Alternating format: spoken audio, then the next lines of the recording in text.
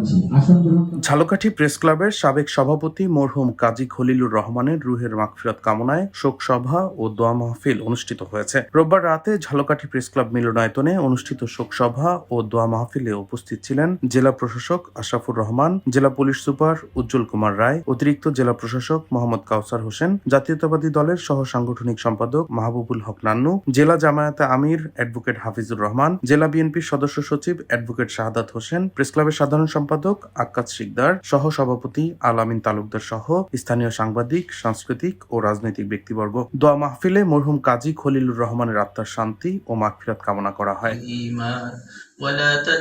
Desk report, Dainik destiny.